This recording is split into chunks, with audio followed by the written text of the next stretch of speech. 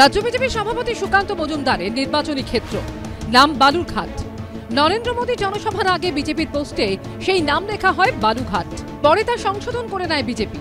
কিন্তু তারই মধ্যে এই ছবি পোস্ট করে তৃণমূলের তরফে সোশ্যাল মিডিয়ায় লেখা হয়, যারা আমাদের ভাষা এবং ভূমির সম্মান করতে পারে না তারা বাংলার মনের কথা বুঝবেই বা কি করে। এখানেই শেষ নয়, তৃণমূলের তরফে আরো লেখা হয়েছে, বিজেপি বাংলা থেকে একটি আসনও জেতার আশা হারিয়ে ফেলেছে, কিন্তু বাংলার নির্বাচন কেন্দ্রগুলোর নামগুলো শেখার ন্যূনতম ইচ্ছেটুকু তাদের নেই। প্রধানমন্ত্রী নরেন্দ্র মোদীজি এটা বালুরঘাট, বেলুরঘাট বা বালুঘাট নয়।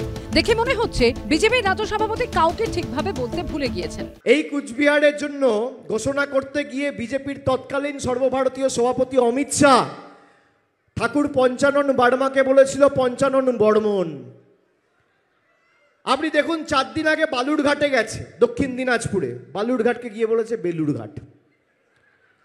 রবীন্দ্রনাথ ঠাকুরের ইতিহাস জানে না, মা সারদার ইতিহাস জানে না, ঈশ্বরচন্দ্র বিদ্যাসাগরের আবক্ষ মূর্তি ভাঙে এই বিজেপির কর্মী নেতারা। ঈশ্বরচন্দ্র বিদ্যাসাগর না থাকলে নিজের নামটাও লিখতে পারতে না। গত 10 এপ্রিল দক্ষিণ দিনাজপুরের এই বালুরঘাটে সভা করেন স্বরাষ্ট্রমন্ত্রী অমিত শাহ। भाई और बहनों, बेलूरघाट के भाई बताए मुझे, जहां तक घुसपैठ चालू है बंगाल सशक्त हो सकता है क्या? অমিত শাহ কি বলেছে বালুরঘাটে বেলুরঘাটে? কি বলেছে? নামটাই চেঞ্জ করে দিয়েছে।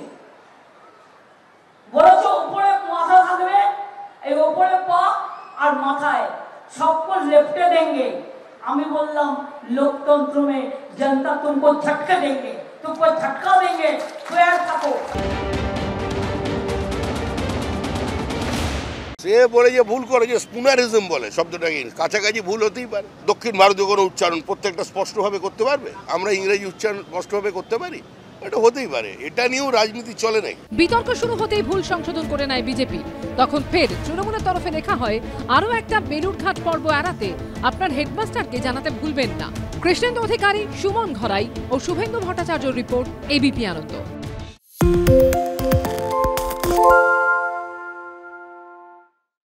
সত্য অন্তহীন, সত্যের খোঁজও তাই, সত্য সন্ধানে তাই আমরা অক্লান্ত, অকুতভয়। এবিপি আনন্দ নতুন ভাবনার প্রতীক, যা মনে মুক্ত, তথ্যে যুক্ত এবং যাবতীয় সীমানার বাঁধন থেকে মুক্ত।